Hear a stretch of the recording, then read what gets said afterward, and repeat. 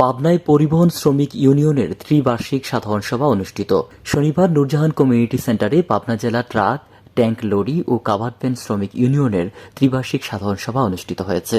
সভায় সভাপতিত্ব করেন মোহাম্মদ শহীদুল্লাহ শেখ।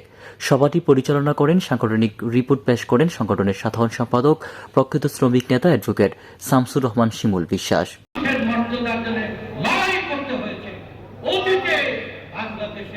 যে সরকারি ক্ষমতা আছে, পরিবহন শ্রমিক ধর্মঘট যখন করেছে, সারা বাংলাদেশ যখন অচল করেছে, তখনই আমাদের এই নেতাদেরকে ডিসি সাহেব, এসপি সাহেব এসে আলাপ আলোচনা করে ধর্মঘট নিষ্পত্তি করেছে।